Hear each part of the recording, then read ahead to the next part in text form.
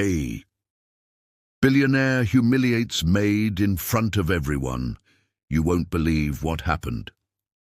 It was an ordinary morning in the city of Bellwater, a place where the lights of tall glass towers blended with the smell of freshly baked bread from small corner bakeries that still fought to survive the rush of modern life. In the heart of this city lived Clara, a woman in her mid-30s who worked as a maid in one of the most luxurious mansions in the wealthy hillside district. Every day, Clara woke up at 5 in the morning. She would take 2 buses and walk nearly 20 minutes before reaching the Harrington residence, home of a family known not only for their fortune, but also for their empire in the tech industry. The head of the family, Mr. Richard Harrington, was a billionaire with an impeccable appearance, tailored suits, polished shoes, and a gaze sharp enough to slice through silence. He had the kind of eyes that measured people not by who they were, but by how much they were worth. Clara was nothing like that world. She had no money, no power, no fancy clothes, but she had something else, something rare and invisible to most: quiet strength. Even when exhausted, even when life pressed down hard on her shoulders, she found reasons to smile. Sometimes it was the smell of morning coffee, sometimes a kind hello from the gardener, and always, always the thought of her little boy, Miguel, waiting for her after school. Her dream was simple: to give Miguel a better life, a life where he wouldn't have to bow his head to be respected. But reality had its claws, and dreams didn't pay the bills. That morning something was about to happen, something that would scar her heart, but also set in motion a transformation she never imagined. Richard Harrington was hosting a grand dinner. Business leaders, investors, and politicians were all invited. It was to be an evening of wealth and status, where every detail was meant to impress. The staff was told to act with perfection. Clara was nervous but proud. She'd been assigned to serve the main table and handle the most expensive wine of the night. It was a small chance to prove herself, or so she thought. As the evening unfolded, golden lights bathed the crystal chandeliers. Soft jazz filled the air, laughter floated between polished walls, and glasses clinked like whispers of money. Clara moved between tables with calm precision, balancing trays and polite smiles. Then fate decided to intervene, in the cruel way it often does. As Clara approached the main table to pour the wine, her foot caught slightly on a rug edge that had folded upward. The bottle slipped. In slow motion, deep red wine splashed across Richard Harrington's white designer suit. The room froze. For one heartbeat, everything was silent, the kind of silence that screams. Conversations stopped, heads turned, the music felt distant, unreal. Clara's heart dropped into her stomach. Her hands trembled as she whispered, I'm so sorry, sir. It was an accident." But Richard stood, his expression cold as marble. He looked down at the stain, then at her, his voice sharp enough to cut glass. "An accident," he said with a bitter chuckle. "Do you have any idea how much this suit costs? More than you'll earn in years." Laughter rippled through the room, polite, cruel, poisonous. Some guests exchanged smirks. Others simply looked away, pretending pity. Clara felt the heat rush to her face. Her eyes burned, but she forced the tears back. She wouldn't cry, not here, not in front of them. I can clean it, sir," she tried to say. Richard raised his voice. "Don't touch me," he barked. "Just get out of my sight before I remind everyone here exactly what kind of person you are." The words stabbed deeper than any knife. She turned to leave, her heart pounding, the murmurs behind her echoing like thunder. Someone whispered, "People like her never learn manners." Outside, rain began to fall, soft at first, then heavier until it soaked through her thin uniform. She sat on the curb near the servants' entrance, shivering, tears finally spilling down her face. That night, She cried not only for the humiliation, but for every invisible wound that poverty had carved into her life. But sometimes rock bottom isn't the end, it's the beginning. The next morning, Clara was called to the study. She expected the worst, to be fired, but to her surprise, it wasn't Richard who greeted her. It was Evelyn Harrington, his wife, a woman with a calm voice and kind eyes that seemed out of place in that mansion of pride and perfection. "Clara," Evelyn said softly, "please, sit down." Clara hesitated. "Madam, I understand if you want to let me go. It was my fault." Evelyn sighed and shook her head. "No, Clara, it was an accident, and honestly, Richard needs to learn some lessons that money will never teach." Clara blinked in surprise. Evelyn continued, "Many years ago, before I married Richard, I was just like you. I worked in a cafe, cleaning tables, serving coffee, listening to people treat me as if I were invisible. And one day, an old man, a regular customer, told me something I'll never forget. The way people treat you says more about them than it ever will about you." Clara felt her throat tighten. "I've never thought of it like that," she whispered. "Then start thinking that way," Evelyn said gently. "You are not less. You're just in a different chapter of your story. Don't let humiliation steal your dignity." Those words stayed with her. That afternoon, as Clara walked home, she repeated them to herself.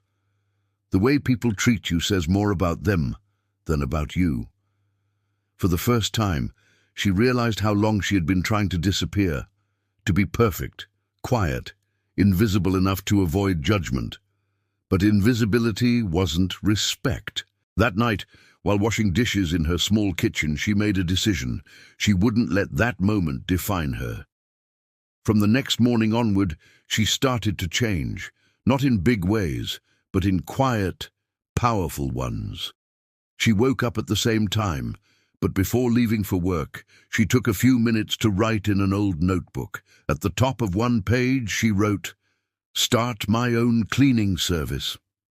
It sounded impossible, but it was hers. At work, she began observing more carefully how tasks were organized, how products were used, how people managed time. She read about cleaning techniques and business basics on her son's old phone whenever she could. Evelyn noticed. "You look different lately," she said one afternoon. "There's something new in your eyes." Clara smiled. "I'm learning, trying to grow." "That's how it begins," Evelyn said, smiling back. But life wasn't done testing her yet. A month later, another big event was planned, a meeting with international investors. Clara was again assigned to help at the reception. Her chest tightened when she heard the news. The memory of that night, the laughter, the shame, haunted her. But then she remembered Evelyn's words. "You are not less." She straightened her posture. She would not hide this time. The evening came. The mansion gleamed again with golden lights and expensive laughter. Clara moved among the guests with quiet confidence. Then it happened again, though not her fault this time. One of the guests accidentally spilled wine on the table.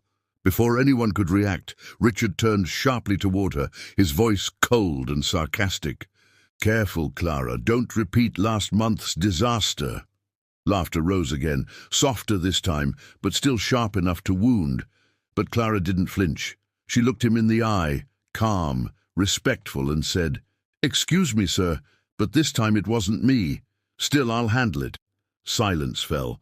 Richard blinked, caught off guard. He had expected shame, fear, not quiet strength. Without another word, Clara calmly cleaned the mess, rearranged the table, and continued her work with steady grace. From across the room, Evelyn watched, a proud, knowing smile forming on her face. In that single moment, something shifted, not only inside Clara, but also in Richard. He realized that this woman, the one he had publicly humiliated, possessed something money could never buy: dignity. That night, As the last guests left and the house fell silent, a soft knock echoed on the servant's door. Clara turned, surprised. It was Richard, but his expression was different. Billionaire humiliates maid in front of everyone. What happened next will change everything. The soft knock echoed again. Clara hesitated before opening the door. Standing there was Richard Harrington, the same man who had humiliated her so cruelly just weeks before, but this time something in his eyes was different. The arrogance seemed thinner, cracked somehow, like glass that had been struck but not yet shattered. "Clara," he said quietly, his voice lower than she'd ever heard it. "Can we talk?" Clara froze. Every instinct told her to turn away, to protect herself from another wound. But her curiosity, her empathy, and maybe something deeper made her nod. "Yes, sir," she said softly. He stepped inside the small service area, glancing around. For a man used to marble floors and golden chandeliers, the plain walls and cleaning supplies must have felt like another world. "I owe you an apology," he said finally.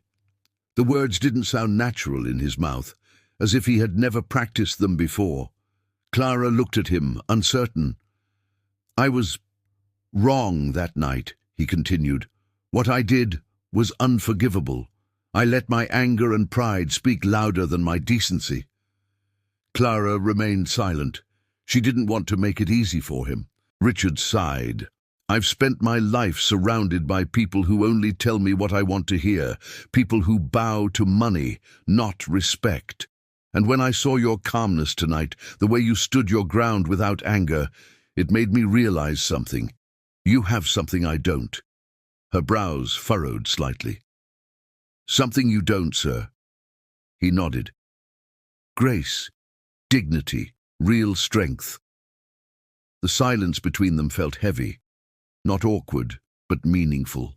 Clara finally spoke. "I appreciate your words, sir, but strength isn't about how you look when things go right. It's about what you do when everything goes wrong." Richard looked down, his gaze thoughtful. "And what do you do, Clara, when life keeps going wrong?" She smiled faintly. "You keep cleaning the mess, one corner at a time." For the first time, Richard laughed. A quiet, honest laugh, the kind that doesn't hide behind power. He left shortly after, thanking her again. But that short conversation stayed with him like a whisper in his chest. That night, Clara went home feeling strangely light. She hadn't forgiven him entirely, but she felt something shifting, not in him, but in herself. She realized she didn't need his apology to regain her worth. She had already taken it back. The following days moved quietly. Clara continued working, saving every coin she could. She started cleaning small apartments on weekends, using borrowed supplies. Her little notebook grew thicker with ideas and goals. Names of potential clients, prices, products she might one day afford. Every night, she would tell her son Miguel bedtime stories, but lately her stories sounded different. "Once there was a woman who thought she was invisible," she would say, until one day she realized that even invisible people can shine if they refuse to disappear. Miguel, only 8, would smile and whisper, "Was that woman you, Mama?" Clara would laugh softly. "Maybe," she'd say, "or maybe it's you." And with that, she'd kiss his forehead and turn off the light. Meanwhile, Richard Harrington found himself haunted, not by guilt alone, but by curiosity. He had built empires, crushed competitors, and turned ideas into billions. Yet a single maid's quiet courage had unsettled him more than any business failure. One morning, while reading a report in his office, he found himself staring at a phrase Evelyn had once written on a note pinned to the wall. "Kindness is the highest form of strength." He had never really believed it, until now. For the first time, he started noticing people, not just their titles or clothes, but their faces, their eyes, the weight they carried. The doorman who greeted him every morning with genuine warmth. The janitor who whistled softly while sweeping the marble lobby. He realized he had spent years surrounded by noise, meetings, profits, deals, but completely deaf to humanity. And it was Clara, the woman he had humiliated, who had unknowingly torn open that silence. Weeks passed. One afternoon, as Clara finished polishing the silver in the main dining hall, Evelyn walked in with a curious smile. "Clara, can I ask you something?" she said. "Of course, ma'am." Evelyn handed her a small envelope. "Richard is hosting a community project next weekend, a charity event for small business owners and workers. He asked me to invite you personally." Clara blinked. "Me?" "Yes," Evelyn said, amused by her surprise. "He said he wants to show people that success doesn't come only from money, it comes from resilience, and he believes you have a story worth hearing." Clara's heart raced. "I don't think I belong there." Evelyn touched her arm. "You belong anywhere you bring value, Clara, and you bring plenty." The day of the event came. The venue was nothing short of grand. Glass walls, lush gardens, and tables filled with people in suits and elegant dresses. Clara arrived in her best outfit, a simple blue dress she had saved for months to buy. When she entered, she felt hundreds of eyes turned to her, a few faces she recognized from the night of her humiliation. She felt her knees tremble, but she kept walking, her chin high. Richard stood near the stage, speaking with guests. When he saw her, his expression softened. He excused himself and approached. "Clara," he greeted, "you came." She nodded. "Mrs. Harrington invited me. I didn't want to disappoint her." He smiled faintly. "And you haven't disappointed anyone." As the speeches began, Richard took the microphone. The crowd fell silent. "I've spent most of my life believing that wealth defined worth," he began. "But a few weeks ago, I learned how wrong I was." He paused. "That lesson came from someone right here in this room, someone I treated unfairly, someone who showed me that dignity doesn't wear designer suits. It wears courage." The audience murmured. Richard turned to Clara. "Clara, would you please join me?" The room seemed to spin. Clara's pulse thundered. Evelyn smiled and gave her a reassuring nod. Slowly she walked to the stage. Richard continued. "This woman taught me something I'll never forget. True strength isn't built in boardrooms. It's built in the quiet persistence of those who keep going, even when no one sees them." He gestured to her. "Clara, would you share your story?" She hesitated. Her mouth felt dry.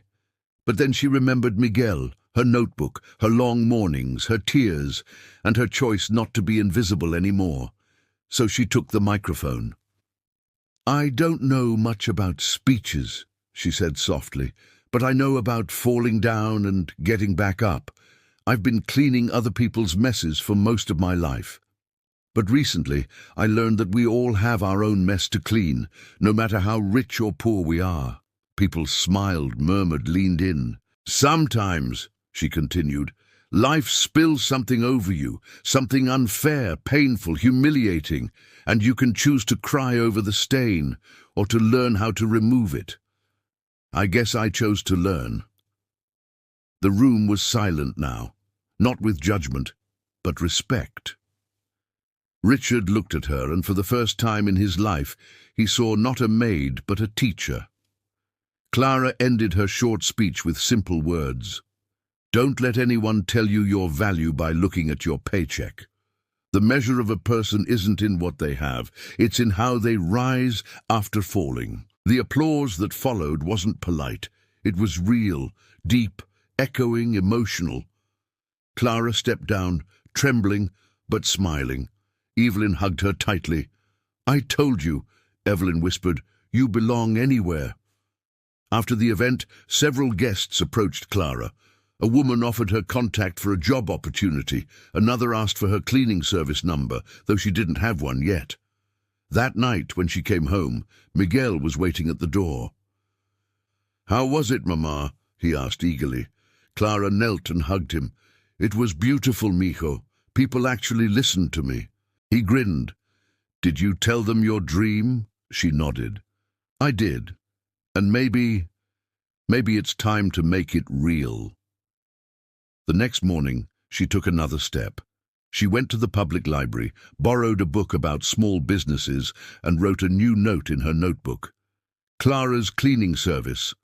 Honest, respectful, human. She didn't have much, but she had courage, and that was enough to begin. As for Richard, that night he sat on his office balcony, looking at the city below, the same city that once bowed to him. For the first time, he bowed back in silence, because now he understood.